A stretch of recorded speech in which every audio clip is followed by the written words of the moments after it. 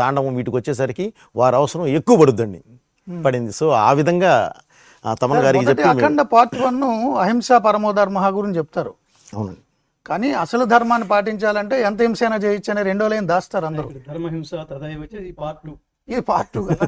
So దాని గురించి చెప్పండి, మీరు పాడిన శ్లోకాలు, ఈ పర్టికులర్ అఖండ 2 గురించి, సంగీతము, సాహిత్యం గురించి. ముందు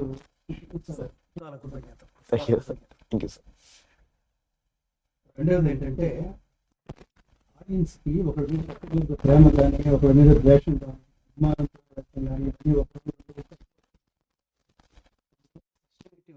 అది సబ్జెక్టు, దాన్ని డీల్ చేసిన డైరెక్టర్ అంకిత భవన్ మనకి చాందోగ్యోపనిషత్తు గొప్ప మాట చెప్పింది, తత్వమసి. ఈ సినిమా సోల్ ఏంటంటే ఏదైతే నువ్వు అది నువ్వే, అసి అంటే దట్ ఈస్ యువర్, తత్ నీవు, త్వం తత్ అంటే అది, త్వం అంటే నీవు, అసి అయి ఉన్నావు, నువ్వే అది. అంటే ఈ సబ్జెక్టే నేను, నేనే ఈ సినిమా అనే తాదాత్మ్యత లేకపోతే అంత విశ్వరూపం ఆయన ప్రదర్శించలేడు. ఈ క్యారెక్టరే నేను, నేనే ఈ క్యారెక్టర్. దీని తర్వాత వచ్చే ఫలితం డబ్బు, సంపాదన, బాక్స్ ఆఫీసులు, వీటి గురించి ఆలోచించకుండా చేయడం వల్లే బాలకృష్ణ గారిలో ఆ లుక్ కానీ, ఆ గెస్టర్స్ కానీ, ఆ నడక కానీ, ఆ డైలాగ్ కానీ ఇవన్నీ మనం చూడగలిగాం. ఈయన ఎంత పర్ఫెక్షనిస్ట్ అంటే, ఈయన నేను తపస్వి అని ఎందుకంటానంటే, మీకు అఖండ 1లో మీకు చిన్న సన్నివేశం చెప్తాను. ఇతను పట్టుకోవడానికి, దండించడానికి వచ్చిన పోలీస్ ఆఫీసర్తో బాలకృష్ణ గారు చాలా డైలాగులు మాట్లాడతారు. ఈ దేశం గురించి, ఈ ధర్మం గురించి ఆయనతో మాట్లాడతారు. మాట్లాడి 4 అడుగులు వేసేసి ఆయనతో మాట్లాడి వెళ్ళిపోతున్నప్పుడు, పాస్ ఆన్ అవుతున్నప్పుడు 4 అడుగులు వేసి కాలు అలా ఎత్తి నిలబడతాడండి. ఆయన అట్లా ఆగిపోతాడు. ఆగిపోతున్నప్పుడు ఆయన లుక్ ఒక్కసారి చూడండి. అంతటి దైవత్వంతో కూడిన లుక్ని ఆయన కెరీర్లో, ఆయన ఫిజిక్ మీద నేను ఎప్పుడు చూడలేదండి.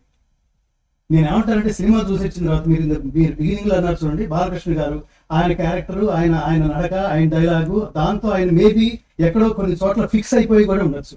దాని నుంచి బయటికి పూర్తిగా తీసుకొచ్చి శిల లాంటి ఆయన్ని శిల్పంలాగా చెక్కి మరో రూపాన్ని ఆయన ముందే అద్దంలాగా పెట్టి చూపించగలిగిన ఈ సినిమా ఇండస్ట్రీలో ఎవరన్నా ఒక డైరెక్టర్ ఉన్నాడంటే అది ఖచ్చితంగా Boyapati is the best controller of Balakrishna గారు.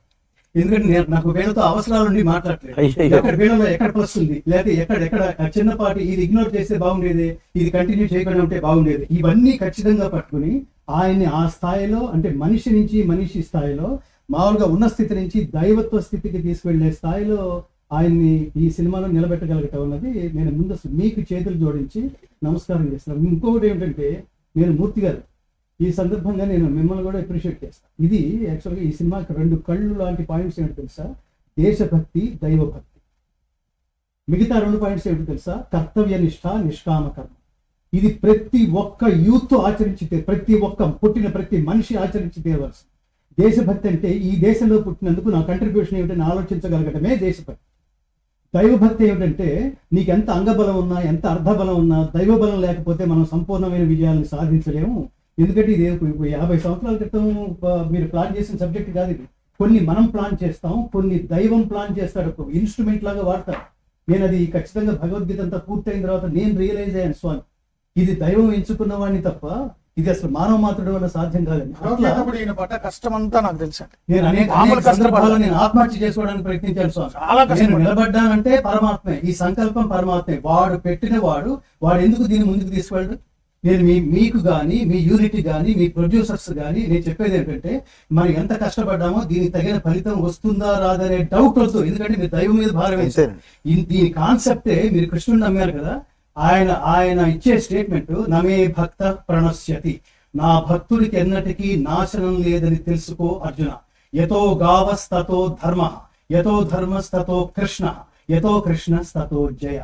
అసలు ఈ సినిమాలో మీరు గమనిస్తే అతను ఎంత లోతులకు వెళ్ళి ఆలోచించి సినిమా తీశాడంటే, మీరు డైరెక్టర్ గా శివాలయంలోకి వెళ్తే డైరెక్ట్ గా శివుని దర్శించుకోరు, ముందు నందిని దర్శించాలి.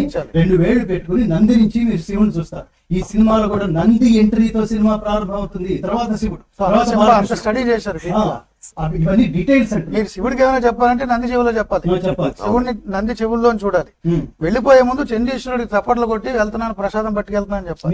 ఇవన్నీ శివ పరివారం అంతా స్టడీ చేశారు. రెండోది, నేను థియేటర్, నేను రికార్డింగ్, నేను మైక్ ముందుకు వెళ్ళేటప్పుడు తమర్ గారు ఆయన టెక్నికల్ గా కొన్ని కరెక్షన్స్ లో ఉన్నారు. ఆ ఉన్న గ్యాప్ లో నన్ను చూడగానే వీరు లేచి నిలబడి నన్ను ఆహ్వానించి కూర్చోబెట్టుకుని, గురుగారు నేను దశాబ్దాల నుంచి మిమ్మల్ని నేను గమనిస్తున్నాను, ఫాలో అవుతున్నాను, ఈ సబ్జెక్ట్ ఎందుకు నాకు మీకు పూర్తిగా చెప్పుకోవాలనిపిస్తోంది. ఆ సినిమాలో డైలాగ్స్ కానీ, స్టోరీ కానీ, బాలకృష్ణ గారు కానీ, ఈ దేశభక్తి అంటే ఏమిటో ప్రస్తుతం దేశం ఎదుర్కొంటున్నా, నేను ఈ సందర్భంలో చెప్పాలనుకుంటోంది, ఈ సినిమా ఈ దేశంలో అన్ని భాషల్లోనూ విడుదల కావాలి, అన్ని భాషల ప్రజలు ఈ సినిమా చూడాలి. ఇలాంటి సినిమా ఇంతవరకు రాలేదు. రెండవ నా విన్నపం ఏమిటంటే, ఈ సినిమా ఫ్యామిలీలో ఉన్న నలుగురు ఉంటే తల్లిదండ్రులు, వాళ్ళకి ఇంకా పేరెంట్స్ ఉంటే వాళ్ళు, వాళ్ళ మనవాళ్ళు ఉంటే వాళ్ళు, అందరూ కలిసి చూడాలి. ముఖ్యంగా యూత్. నేను భగవద్గీత ఎప్పుడు చెప్తున్నప్పుడు మీరు ప్రారంభంలో అన్నారు, భగవద్గీత జీవన గీత, అది చావు మేళం కాదు, అది మరణ గీత కాదు. రెండవది ఏంటంటే, Bhagavad Gita especially this is all age groups Bhagavad Gita for. నేను కింద ఏమని రాస్తానంటే, ఎస్పెషల్లీ స్టూడెంట్స్ అండ్ యూత్ అని. ఈ దేశం స్వార్థరహిత ఉత్తమ సమాజం ఏర్పడాలంటే, లంచాలు లేని భారతదేశం సృష్టించాలంటే, ఇట్లాంటి ఈ సినిమాలో ఈయన చెప్పినట్టుగా గంజాయి లాంటి దుర్మార్గమైన పనులు రెగ్యులర్ గా జరుగుతున్న ప్రభుత్వాలు అంతంత మాత్రం చర్యలతో మాత్రమే సరిపెట్టే ఈ ప్రస్తుత దేశంలో ఖచ్చితంగా మీరు ధర్మాన్ని మళ్ళీ స్థాపించాలంటే, దాని గురించి ఆలోచించాలంటే ఒక్క అడుగు ముందుకేసి, ఏంటి ఇప్పటిదాకా మన జీవితం వేస్ట్ అయిపోయింది, మనం రియాక్ట్ కాలేదేంటి, ఈ సినిమా చూసైనా మనం రియాక్ట్ కావాలి, లేకపోతే మన మనుషులం కాదు అనేంత చైతన్యం ఈ సినిమా ద్వారా మొత్తం భారత జాతికి తెలియపరిచిన బోయపాటి శ్రీను గారికి నేను అసలు చేతులైతే నమస్కారం చేస్తున్నాను. బోయపాటి అంటే సార్ మీకు భక్త కన్నప్పలు, వేటగాడు, ఏదో చెట్టు ఎక్కి ఏదో బిల్వ దళాలు తెప్పి కింద పడేస్తుంటాడు. శివుడు వెర్రిబాగులు వాడు అంటారు కదా, బిల్వ దళాలతో అభిషేకం చేసాడని మోక్షం ఇచ్చేస్తాడు. సో బోయవాడు, మీరు బోయపాటి. శివుడికి నిజంగానే తెలుసో తెలియకో ఏం చేశారో కానీ 2 రుద్రాభిషేకాలు చేశారు, అఖండ 1, అఖండ 2. ఎందుకంటే మా చైర్మన్ గారు హిందూ ధర్మం TV5 నుంచి శివపార్వతుల కళ్యాణం అని 18 years గా చేస్తున్నాం. కాశీలో కూడా చేశారు మా వారు. ఆ శివపార్వతుల కళ్యాణానికి ఏ ఊర్లో చేస్తే ఆ ఊర్లో ఉన్న వాళ్ళు వేలాది మంది భక్తులు తరలొచ్చి తాదాత్మ్యం చెందిపోతారు. ఎందుకో ఆ శివ అనే శబ్దంలో ఆ వైబ్ ఉంది. అవును. మీరు అది పట్టుకునే శివుడిని ఎత్తుకున్నారా ఇంటి 2 సార్లు? దానికి మళ్ళీ కరెక్ట్ గా బాలయ్య గారిని ఎంచుకున్నారు, దానికి తమన్నే ఎంచుకున్నారు. ఈ కాన్సెప్ట్ లో నాకు బాగా నచ్చిన విషయం ఏంటంటే, అఖండ 1లో చీమకి కూడా హాని తలపెట్టని ఒక అఘోర క్యారెక్టర్. అది రెండు తలల మేధోశక్తి. ఒకటి, చీమకు కూడా నేను హాని తలపెట్టను అని అతను అడుగు వేస్తూ, చీమ వెళ్ళిపోయిన తర్వాత అడుగు వేయడం అనేది మనకు కనిపిస్తుంది. అది ఆయన నేచర్. రెండోది ఏమిటో తెలుసా, ఈ దేశానికి కనుక ఎవడన్నా దేశానికి ఎవరిష్టం వచ్చినట్టు వాడు మాట్లాడితే మాత్రం ఎంతమందినైనా శిరస్సు ఛేదించడానికైనా కనుక అంత హింస. మీరు అన్నారు చూడండి, ధర్మహింస తదైవచ. ఆ ధర్మహింస చేయడానికి నేను వెనకాడను. ఇవాళ ఆ క్యారెక్టర్ ద్వారా వీరు ప్రపంచానికి చెప్తోంది ఏంటంటే, అది ఇవాళ కాంటెంపరీ భారతీయులని ఒక చెంప చలుపులాగా అనిపించింది. ఒక్కటి అడగాలి, బ్రేక్ తర్వాత మీరు చెప్పొచ్చు, బట్ ఆ సినిమా మరి ఆ బిట్స్ రివీల్ చేయడాలు ఉంటాయా నాకు తెలియదు.